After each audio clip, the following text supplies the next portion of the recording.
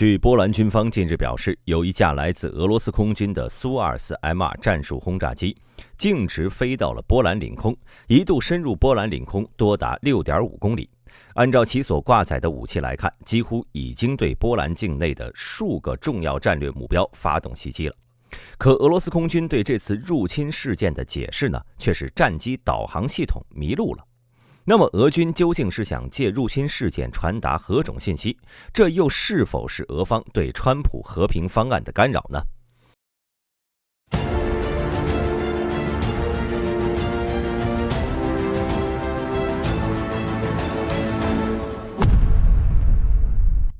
我们首先来看这次入侵事件的主角，那就是俄军的苏 -24M2 战机。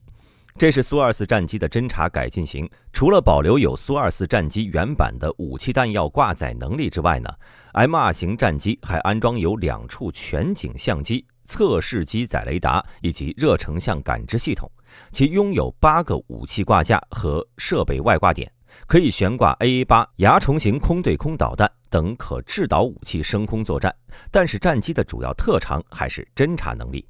而根据波兰军队的报告，这架苏24是在飞越了格但斯克湾东部之后，继续逼近波兰领土的。其不仅一度进入波兰领空，在波兰领海上空的活动时间更长，足足停留了有12分钟之久。但考虑到格但斯克湾并非是什么俄乌战争的前线，而是紧邻着加里宁格勒的波兰北部地区，俄罗斯方面关于导航系统故障的事情原因解释呢，的确有些不那么让人信服。因为此地活动的俄军战机基本上并没有背负什么实际作战任务，加里宁格勒地区驻扎的俄空军人员对周边区域方位也比较熟悉。因此，要说苏 -24M2 是因为行动紧张、战机设备维护不佳、仓促之间才闯入波兰领空，可能性呢实在是不算高。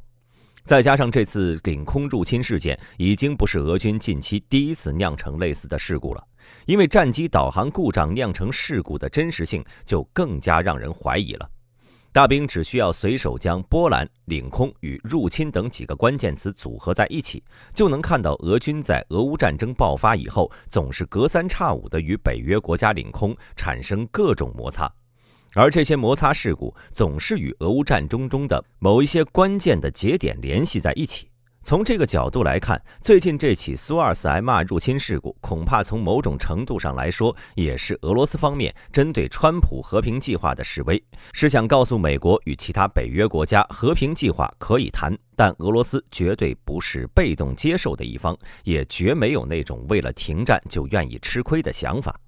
因为俄罗斯示威归示威，其同样想借美国主导的停战过程来实现自己在俄乌战场收尾中的利益最大化。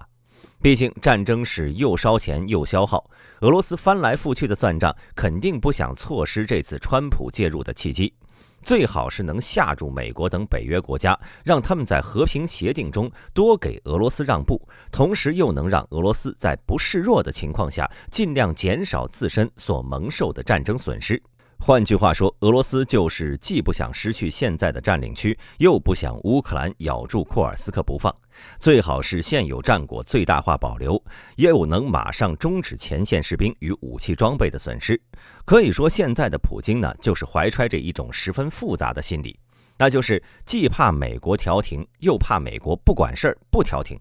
美国调停态度太强硬，或者是美国无心推动协议达成，都有可能导致俄罗斯的损失扩大，利益受损。既然如此，俄罗斯想在川普和和平方案中周旋，以实现本国利益最大化的这种设想，真的有可能实现吗？我们接下来就综合各方面的动态来细细观察一番。首先，我们可以确定的是，在川普发起的乌克兰和平进程中，真正主导的恐怕既不是俄罗斯，也不是乌克兰，而是美国的决心。美国究竟有多么迫切地要求俄乌双方停火、结束战争状态，才是决定和平协议走向的关键。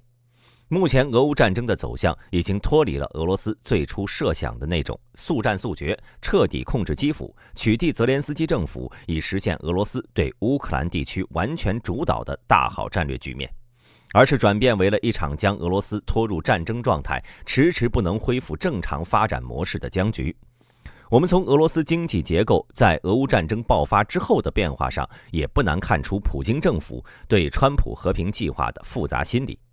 就目前来看，俄国内的经济结构早就已经在诸多方面偏离了正常状态。首先是军费开支大幅增加，与战争相关的经济支出已经挤占了俄罗斯国内多个领域的后续发展空间。我们按军费占国内 GDP 的比例来看，俄罗斯目前的军费强度是 6.3%， 这个军费强度在全球各个主要国家中已经非常高了。但初看呢，似乎还不是特别离奇，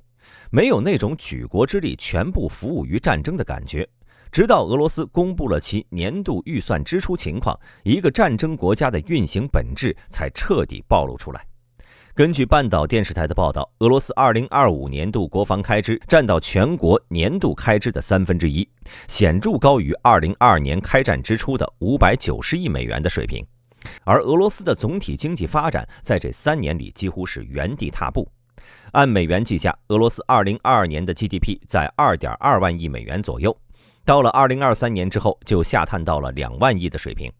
根据俄罗斯总理米舒斯京几日前的经济汇报，俄罗斯在2024年的 GDP 也只是在2.06万亿美元，几乎等于是没有增长，也始终没能超过俄罗斯自己在22年的经济发展水平。因此从目前来看，俄罗斯本国的经济规模不增反降，这无疑会极大的挤占俄罗斯国内其他领域的投资与发展空间，尤其是公民的社会福利、国内基础设施建设以及学术和科技领域的研发投入。而这种情况对俄罗斯来说呢，显然是略显矛盾的，因为俄罗斯打俄乌战争的初衷就是为了获得地缘政治利益，以获得更好的国家发展前景。可当俄乌战争从速战速决演变为战线拉锯的消耗战后，3年的国内发展停滞，反倒削弱了俄罗斯未来10年的国力增长基础与国际竞争实力。或许正是因为这个原因，俄罗斯在去年的初步预算开支计划中，原本是打算对2025年度的国防预算进行一次大幅削减，直降21%的。但最后的结果还是事与愿违，军费预算不仅没降，普京恐怕也是发现事态走向不对，才打算拿川普和平计划做文章。而按照俄罗斯的愿望，美国最好呢是急于实现停火局面，将谈判进程推进得越快越好。协议签署的越仓促，乌克兰就越有可能做出点牺牲。只要现有的战果得以保留，俄罗斯就算是赚了。但问题在于，美国真的有这么着急，以至于愿意让俄罗斯一步吗？奋战至今的乌克兰又是否会默默接受调停呢？在大兵看来，事情也绝对没有这么简单。其实别说乌克兰了，除了美国以外的其他北约国家都紧盯着所谓的和平计划的进展。可以说，现在的北约已经进入冷战结束之后最为团结的局面。这种局面在很大一部分程度上就是俄罗斯打出来的。就在本月，北约还举办了历史上最大规模的海陆空3军演习活动，代号坚定飞镖2025。演习呢将在罗马尼亚、保加利亚以及希腊等地举行。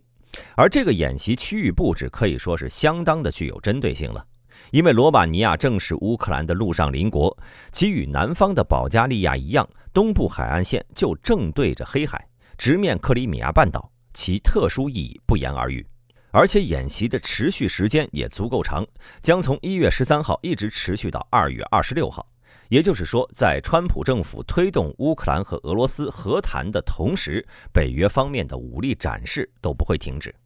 不仅如此，这次演习的主角部队正是北约加强集体防御能力的主力部队，也就是北约盟军反应部队。这是22年之后北约因为俄乌战争爆发，专门于马德里峰会上商讨组建的部队。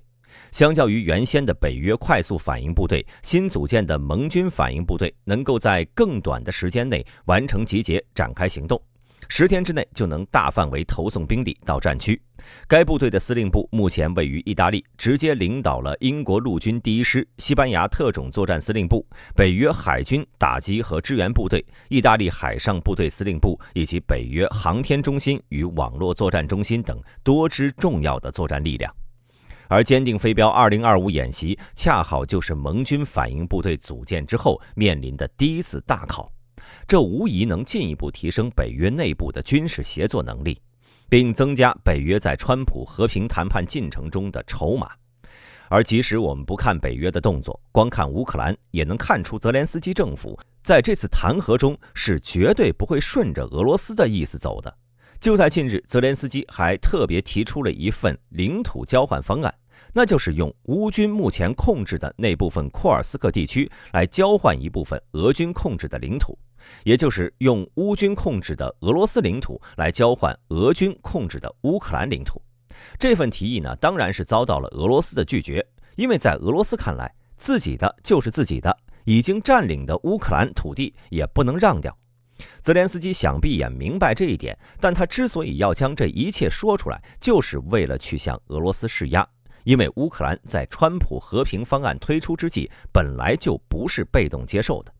乌克兰甚至还在南美洲的阿根廷发布了雇佣兵招募公告，而阿根廷只是一个跳板，最终目的还是与巴西和哥伦比亚的广阔雇佣兵来源建立实质联系，以表明乌克兰会继续扩充兵源，抵御俄罗斯的决心。至于川普在看到这一切的动向之后呢，究竟是会如何考量即将拟定的俄乌和平协议，也欢迎大家在评论区发表看法。我是大兵，我们下期节目再见。